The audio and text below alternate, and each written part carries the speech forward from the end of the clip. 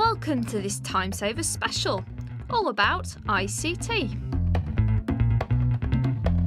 We're at award-winning Broad Green International School in Liverpool, winners of the Vector ICT Excellence Award, to see how the teachers here use ICT to save time and make their working life more flexible. ICT here is used right across the school and through into the community, admin, teachers, pupils. It's embedded everywhere. Coming up in the programme, a look at visualisers, So using a ruler and a pencil. the learning platform and PowerPoints, as well as the video diary of one teacher who's integrated ICT into all aspects of her teaching life. But first we're looking at video cameras. Flip video cameras, what a fantastic resource this is. Round about £70, available to anybody, and they allow the teacher or the pupils to use them in so many ways. Here we go, get into groups of 6. I'm going to put you in groups of 6. Then you're going to take 2 minutes to listen to each other's presentations and give each other tips on how they could perform better. I'm not going to give you the cameras yet. We're going to practice first, 2 minutes, and then we're going to get the cameras out and we're going to video these, all right? So listen. We use video cameras for many reasons. One of the main reasons is for peer assessment, where we get kids to work together and kind of video each other. These cameras are pretty simple. Everyone looking at theirs, if you look at this one. There's a little grey button on the side. Just push that down and you should get a beeping noise and flip video should come up. See it? And it's as simple as when you want to record, you press the red button. When you want to stop recording, you press the red button again, okay? In today's lesson, the kids were asked to video each other on peer assessment. In lesson 1, they were asked to write a speech, and in lesson 2, the task was to work together as a team, to film each other and kind of assess each other and work out what people are doing well and how they could improve.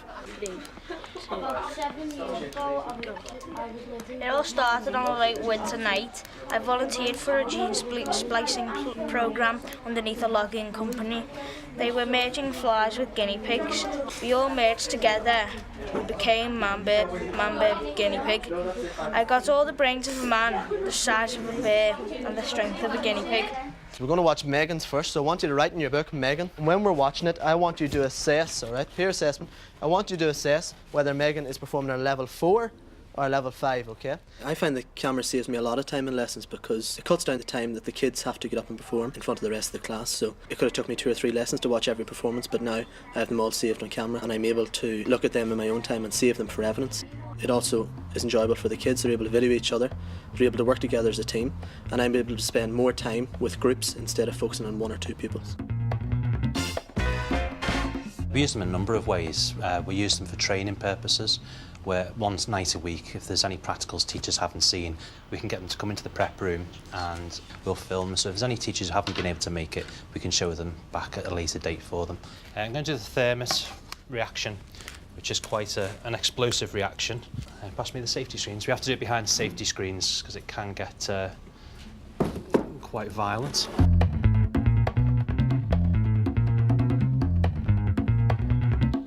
Some of the practicals do take a lot of preparation, and if someone's decided on a late lesson change and they want to show something there and then, we've tried to have a bank of practicals for them so they can just put it into a lesson and show it, rather than us have to rush around trying to get something ready. It's safe and prepared and, you know, it works first time, so it's much easier for them.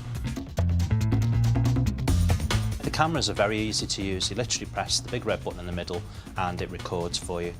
My dad's got one and he can use, and he's 64. They've got a USB built into them. You literally plug them into the computer. The software starts automatically and you can edit and change any of the videos that you've filmed, and they save themselves in an easy format. You can just upload them to the school's shared drive and the teachers can use them whenever they want and as many times as they want.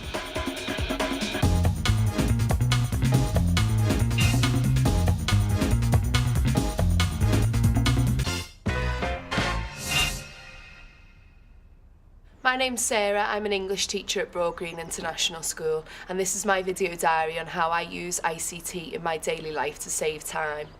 Morning, Holly. Morning, Miss. Kyle. ICT is such a time saver for me, not only emails but for PowerPoints, making the lessons interactive and using them on a day-to-day basis. So the first thing that we are going to do, we're going to be using our voting pants, looking at the historical context of when Frankenstein was created. So On your voting pad there's numbers and there's going to be questions on the board, and there's 4 possibilities of answers.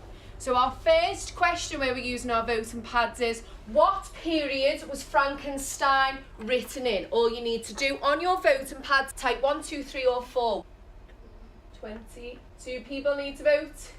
And now we're done. So 65% thought that it was the Romantic period. We should have had a little bit more than that. What's the 5%? 5% thought it was the Enlightenment. Can anyone tell me what the Enlightenment was? I'm just about to get my video up ready for my next lesson. It's on a system called ClickView that we have in school. It's really easy to use. We just go to English, and I'm ready to go to my section, which today we're looking at Frankenstein. You're not messing around with any time, plug in DVD players in, and you can just go straight to the section that you want. We're gonna watch on ClickView the sequence just where Victor creates Frankenstein, okay?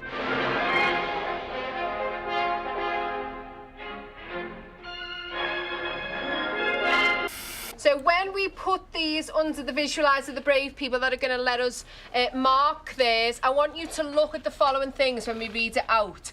Do they use detail? Do they use a variety of punctuation? Have they used correct spellings? Is there a clear use of point evidence explain? And is their understanding and analysis very clear?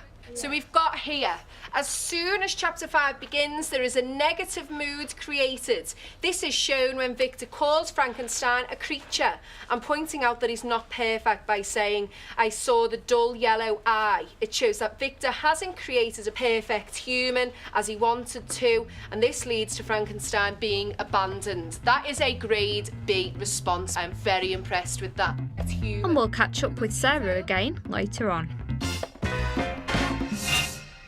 Visualisers are a meeting of old technology with new technology, and again a fantastic idea, fantastic resource. It allows teachers to show work instantly on the board.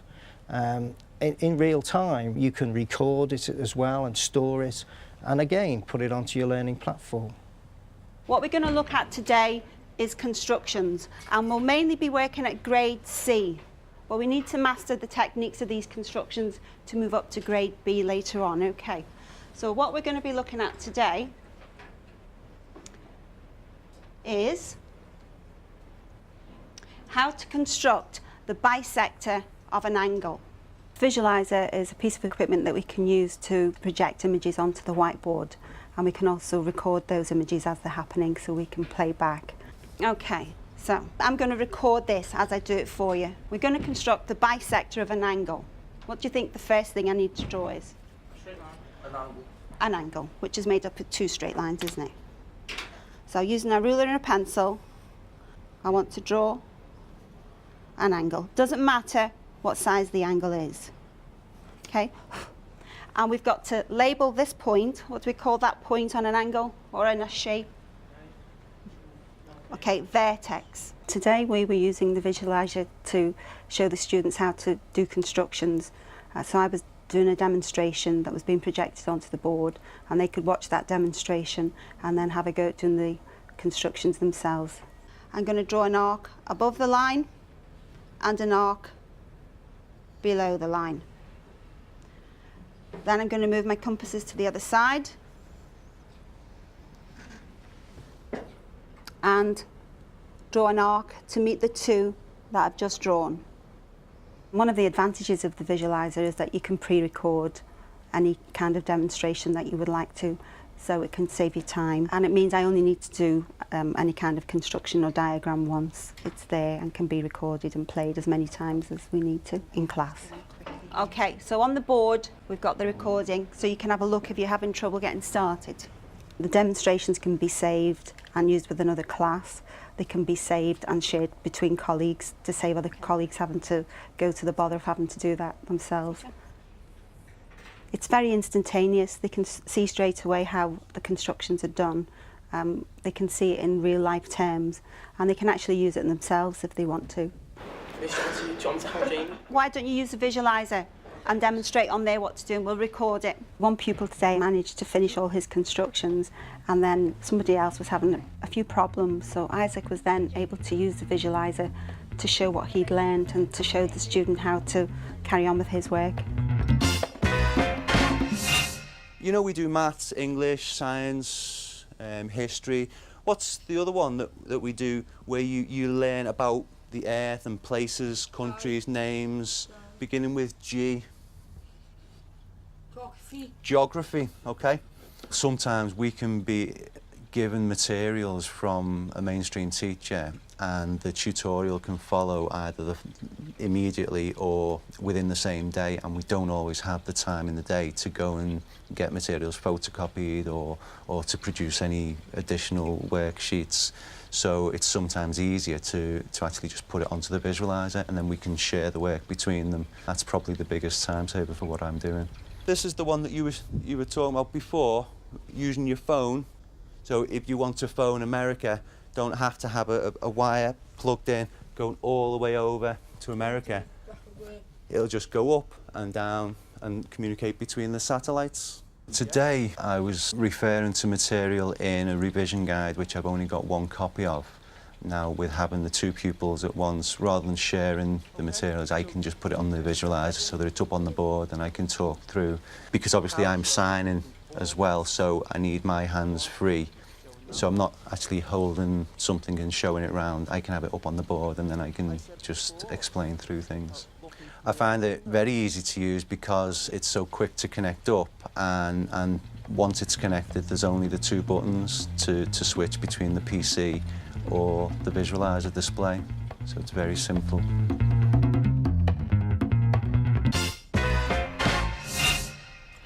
I'm just got a free period now, so I'm just using that time to do some research on the internet.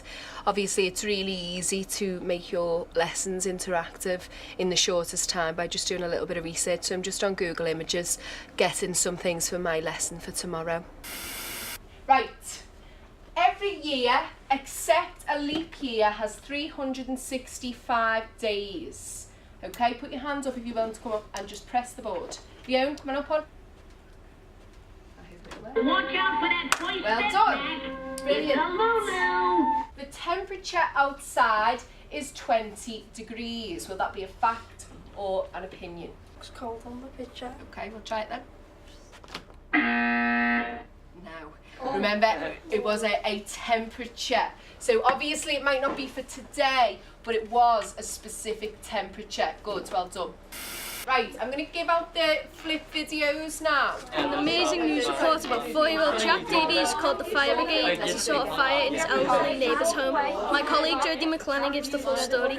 Today in the lesson we used different technologies. We used the interactive whiteboard and the pupils came up and touched that themselves, and we also used the flip videos. These are also really helpful for during standardisation of GCSE speaking and listenings. You can use them for interviews and the rest of your department can mark it all together to see what grade you would give the criteria. So I've just finished my research now and finished making my PowerPoint, so I'm going to save it onto my pen drive. You can transport it from place to place without having to save or send yourself an email with your work on. More from Sarah later in the programme.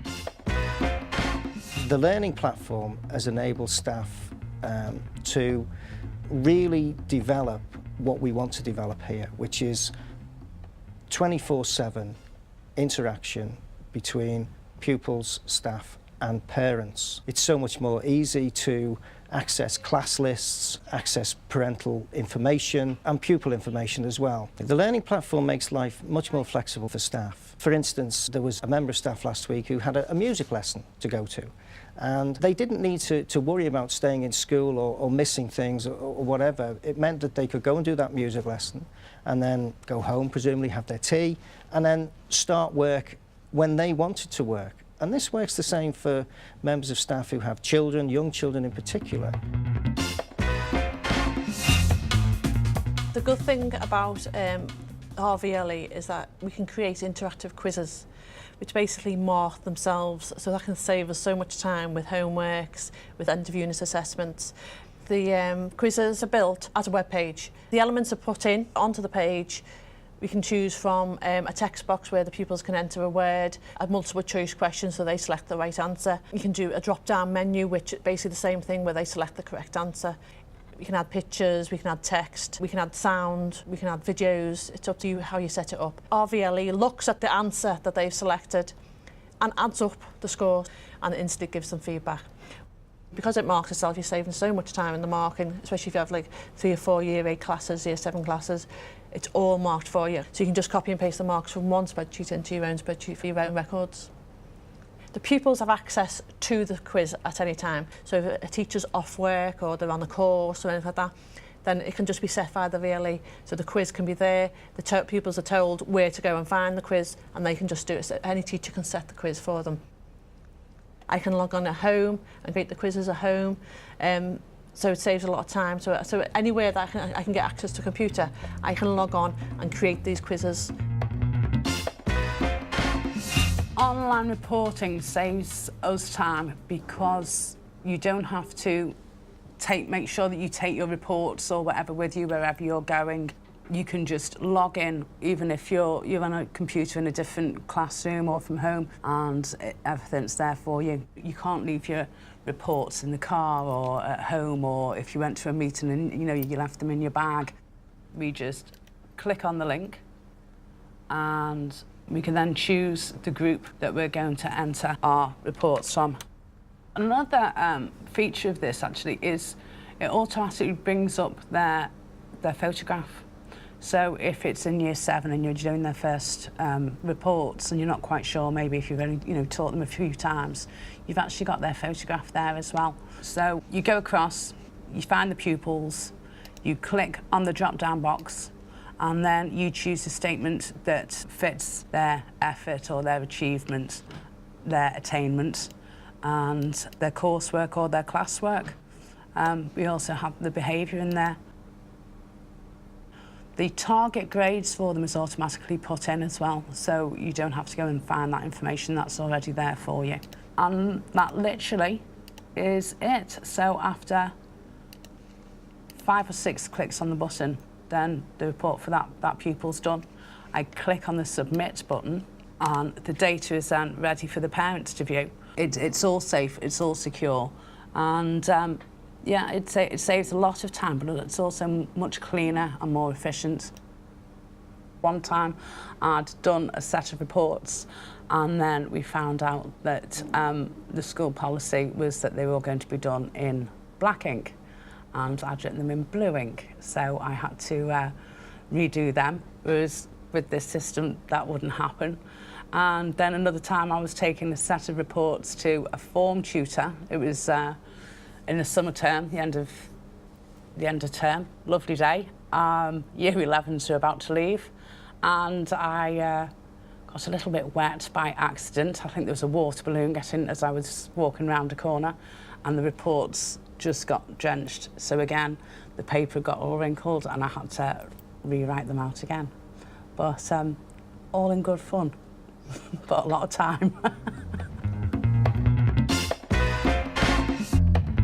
Another aspect of the VLE is that we can actually set up a lesson plan which has the objectives, the outcome, the learning outcomes. You can attach resources to that lesson plan, and that lesson plan then is basically a little page that's on the VLE. It can be accessed by any pupils, any teachers. So again, if you're not in school, you're in a course, you can actually basically set a lesson via your lesson plans. As a faculty, we can build our own bank of resources, which then can be used by all the teachers within that faculty. Individual teachers can do one part of the lesson plan, another teacher can do another part of the lesson plan, which basically then we can share them around the department, so that saves a lot of time. Again, they can be copied, they can be edited at any time. So you're not building things from scratch, everything's there ready and waiting for you to just go in, add a little bit of editing to it, and it becomes a new assessment. You can set this as homework as well. So any coursework that they're missing, the pupils can log on at home, they can have a look, oh, I haven't done AO4, my Unit 1, I can go in, they can open the lesson plan, have a look what they need to do, open the resources, complete the resources, and then you can submit it electronically to us, so that also we can give them feedback as well. We have lesson plans stored in our faculty area on the VLE, but we also have the facility to do quick issue work. Now, the quick issue work is something that will then just go out to the pupils that are in that particular group. I could maybe explain things a little better to them or have it differentiated. Now, you can do that with the other lesson plan, but it literally just takes seconds to do this. Sometimes, even if you have got a lesson plan, I will do a quick issue because I can attach extra resources that they might not have brought with them that day. They can then access the work anywhere. They could open that work up and they're going to know what we're going to do today, so they might want to read through and prepare for the lesson, or they might want to make sure that they bring their folders with them, that kind of thing. Once I've actually created it, what I could do is issue it to 2 or 3 different teaching groups at the same time. So you're not attaching all the resources again and again. You don't have to photocopy, any resources that you might have. The pupils just have it directly with them. They have it online. It saves me going through, say, pupils are off on school trips or that they're unwell. The pupils that keep up to date with what the rest of the class are doing. So that saves an immense amount of time in the long run when they come back into school, and making sure that they feel as if they're still right up to date with the class. And of course, the communication, rather than pupils having to try and find me, or if I'm teaching or if I'm busy, you can still communicate via this, and it's very personalised. So I've just got home now, so I've just logged on to the school's VLE. I'm now inputting my grades for my classes. It takes 2 minutes and it's done and it's there forever. If we didn't have the VLE, it would be all written, and that just isn't feasible with the time restraints that we have. Quickly, I've done this now and I can get on to my next task. Another really good time saver that the VLE has is that we can reach the shared drive that our school has from home, which is really, really helpful, because when I've done my PowerPoints, I can actually save them to the school system, and when I get to work, they're there already, so there's no messing around with the likes of a USB or having to email, so it's really quick and easy and saves me a lot of time. So it's 5 o'clock now and I've finished for the day. You've been with me for my daily life and how I use technology, from the visualiser to the VLE to the different PowerPoints, even the flip video cameras, and I can honestly say it saves me a severe amount of time. Without that, I'd probably be sitting here till about 7 o'clock still working, but now I can enjoy my evening and maybe even watch some teachers' TV. PowerPoints are everywhere. Often you would say death by PowerPoint, perhaps. However, they are used very effectively by staff, particularly to save time. If you've got a number of Year 9 classes or Year 8 classes, you can create one PowerPoint and then adapt it as you go along. And you can reuse it time and time again. What you're going to be using for me today is a ruler and a pencil and a pair of compasses. Why are we doing this today? Well, if you want to be an architect, this is something that you probably come across, okay? You might need to do some kind of constructions. Draftsman, does anybody know what a draftsman is? I probably use PowerPoints most days because it means I can plan my work and it's there for me. I don't have to waste time writing on the board. It also means that it's much clearer and much more visually pleasing for the pupils.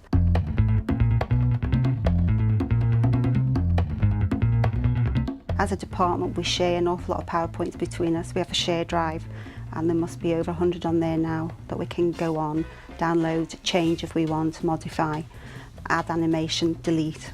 It's very versatile. We use them quite a lot. I can also go onto the internet, and there are various sites where you can download PowerPoints that, again, you can either use as they are or adjust to suit yourself. The 2 main places I source my PowerPoints from are sites called eMaths and worldofteaching.com, and they're free to teachers. They can download them, modify them and save them.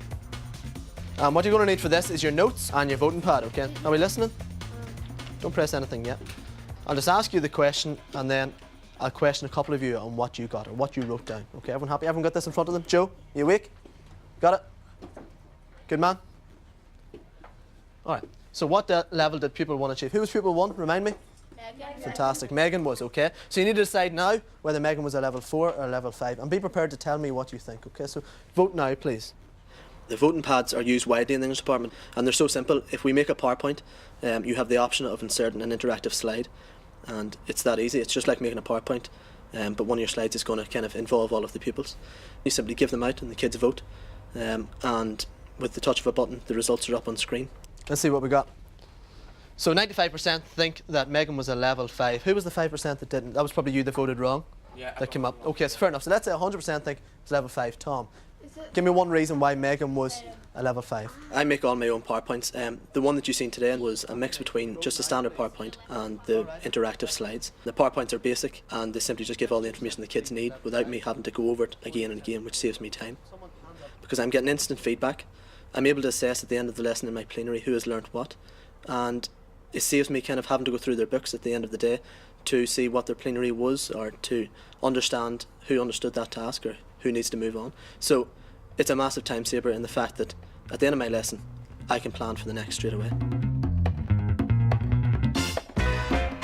As we move forward into the future, teachers quite rightly may be concerned about how all this is going to affect them. I think that teachers will adapt, as they always do. I think teachers will embrace it, as they always do. And I think they will move forward with it. Obviously, we can't have Jimmy Smith contacting us at 3 o'clock in the morning just because they're working and we're in bed. So there has to be some kind of structure to it. But I think it will work, and I think it will be a fantastic place to be as a teacher in the future.